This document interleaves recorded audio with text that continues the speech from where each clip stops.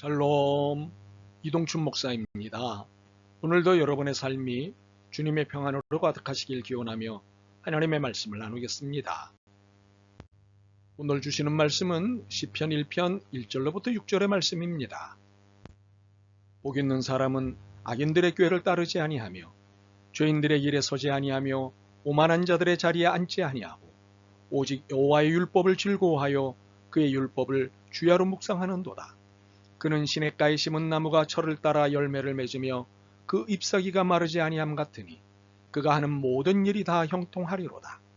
악인들은 그렇지 아니하며 오직 바람에 나는 겨와 같도다.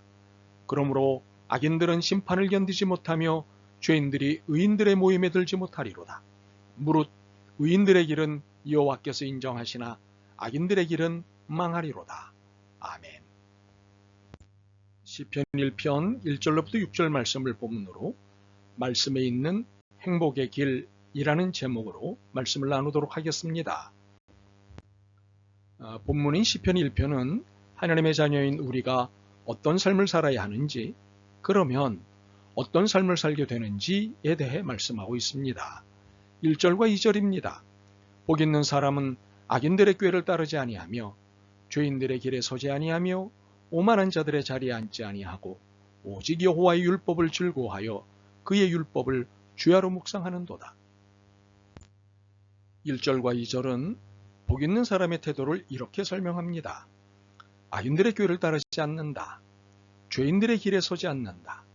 오만한 자들의 자리에 앉지 않는다. 오로지 여호와의 율법을 즐거워한다.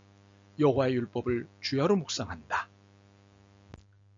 이렇게 복 있는 사람은 악인들의 꾀를 따르지 않는 태도, 죄인들의 길에 서지 않는 태도, 오만한 자들의 자리에 앉지 않는 태도를 갖습니다. 그런데 이러한 태도가 가능한 것은 오로지 여호와의 율법을 즐거워하는 태도, 그리고 여호와의 율법을 주야로 묵상하는 태도 때문입니다. 물론 문장의 흐름으로 보면 여호와의 율법을 즐거워하는 태도, 그리고 여호와의 율법을 주야로 묵상하는 태도도 복 있는 사람의 한 특징을 나타내는 것으로 볼 수 있습니다. 그러나 여호와의 율법, 즉 하나님의 말씀이 중심에 있지 않으면 사람과 사람의 태도는 바뀌지 않습니다. 물론 말씀이 없어도 도덕적 변화는 가능합니다. 그러나 하나님이 원하시는 영적 변화는 불가능합니다. 그렇기에 성경을 문맥의 흐름으로만 읽어서는 안 됩니다. 개념으로도 읽어야 합니다. 이를 신학적 판단이라고 합니다. 결국 우리가 추구하는 영적 삶에서 절대 필요한 것은 말씀입니다. 그리고 말씀이 우리 안에서 역사하도록 끊임없이 묵상해야 합니다. 그리고 깨달은 말씀과 인도하시는 말씀으로 악인들의 길을 따르지 않는 태도, 죄인들의 길에 서지 않는 태도, 그리고 오만한 자들의 자리에 앉지 않는 태도를 살아야 합니다. 이때 복 있는 사람, 행복한 사람이 됩니다. 그렇다면 악인들의 꾀를 따르지 않는다는 것, 죄인들의 길에 서지 않는다는 것, 그리고 오만한 자들의 자리에 앉지 않는다는 것에 대해 좀 더 살펴보겠습니다.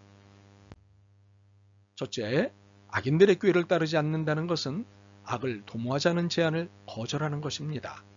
물론 악과 선을 구분하기 힘든 경우가 있습니다. 도대체 이것이 악인지 선인지 구별이 안 되는 경우가 있습니다. 그래서 이것이 말씀을 종일 묵상해야 하는 이유입니다. 말씀을 종일 묵상하고 말씀을 늘 가까이 해야 선악을 구별해낼 수 있습니다.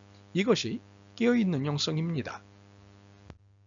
두 번째로 죄인들의 길에 서지 않는다는 것은 죄인들을 따라다니지 않는 것입니다. 그들이 하는 일이 흥미로워 보이고 뭔가 잘 될 것처럼 보일 때가 있습니다. 그러나 이것은 유혹입니다. 이 유혹이 아름답게 보이기 때문에 내 안에서 자꾸 그럴듯한 변명이 만들어집니다. 결국 그 변명으로 인해 나는 유혹에 빠지고 끝내 죄를 짓습니다. 그래서 말씀을 종일 묵상해야 하는 것입니다. 말씀을 종일 묵상하고 있어야, 말씀을 늘 가까이 해야 변명을 만들지 않기 때문입니다. 말씀에 깨어 있으면 혹시 변명이 스멀스멀 나오다가도 이내 사라집니다. 말씀이 변명을 제압하시기 때문입니다. 세 번째로 오만한 자들의 자리에 앉지 않는다는 것은 하나님을 경시하는 일에 가담하지 않는 것입니다. 물론 대부분의 오만한 태도는 사람들에 대해 보이는 태도입니다. 그러나 이 또한 하나님을 경시하고 무시하는 태도와 같습니다. 이유가 있습니다. 모든 사람이 하나님의 창조물이기 때문입니다. 모두가 하나님이 사랑하는 사람들이기 때문입니다. 그렇기에 사람을 무시하고 경시하는 태도는 곧 하나님을 무시하고 경시하는 태도와 같은 것입니다. 그래서 말씀을 종일 묵상해야 하는 이유가 이것입니다. 말씀을 종일 묵상하고 있어야, 말씀을 늘 가까이 해야 사람에 대한 사랑이 생깁니다. 더욱이 사람을 존중하는 태도가 깊어집니다. 이렇게 하나님의 말씀을 중심에 두고 종일 묵상하며 악인들의 꾀를 따르지 않고 죄인들의 길에 서지 않고 그리고 오만한 자들의 자리에 앉지 않을 때 행복의 길이 펼쳐집니다. 그렇다면 이 행복의 길에는 무엇이 있을까요? 3절부터 6절입니다. 그는 시냇가에 심은 나무가 철을 따라 열매를 맺으며 그 잎사귀가 마르지 아니함 같으니 그가 하는 모든 일이 다 형통하리로다. 악인들은 그렇지 아니하며 오직 바람에 나는 겨와 같도다. 그러므로 악인들은 심판을 견디지 못하며 죄인들이 의인들의 모임에 들지 못하리로다. 무릇 의인들의 길은 여호와께서 인정하시나 악인들의 길은 망하리로다. 참으로 행복의 길에는 만사 형통의 복이 기다리고 있습니다. 그가 하는 모든 일이 다 형통하리로다. 형통이란 온갖 일이 뜻대로 잘 된다는 뜻입니다. 혹시나 해서 이 말에 대한 신학적 해석을 하겠습니다. 여기서의 형통은 내가 원하는 대로 다 된다는 뜻이 아닙니다. 악인들의 꾀를 따르지 않고 죄인들의 길에 서지 않고 그리고 오만한 자들의 자리에 앉지 않을 수 있도록 해주신다는 의미입니다. 사실 이것처럼 복된 것이 어디 있겠습니까? 그런데 우리는 너무도 물질주의에 노출되어 있습니다. 그러니 만사형통을 물질의 풍요와 연관해서 이해합니다. 내가 원하는 대로 다 된다는 뜻으로 이해합니다. 물질 형통 이해입니다.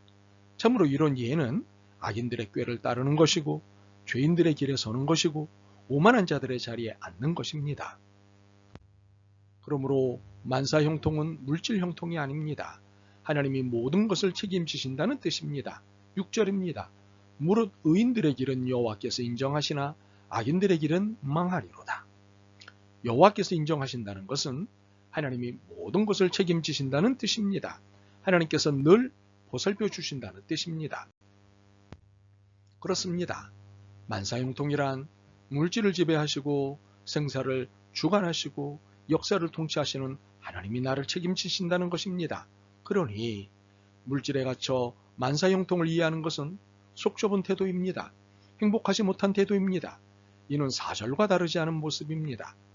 악인들은 그렇지 아니하며 오직 바람에 나는 겨와 같도다. 보셨다시피 행복의 길은 말씀에 있습니다. 바라기는 여러분이 이 길 위에 인생의 집을 짓기를 소망합니다. 그리고 하는 모든 일이 형통하기를 소망합니다. 아멘. 주님, 신구약성경 1189장에 인생의 모든 답이 있음을 깨닫습니다. 그리고 행복으로 가는 길도 있음을 깨닫습니다. 성경에서 찾은 바 복된 날을 누리게 은혜를 베풀어 주옵소서. 예수 그리스도의 이름으로 기도드립니다. 아멘. 오늘도 여러분의 믿음과 삶을 응원합니다. 사랑합니다.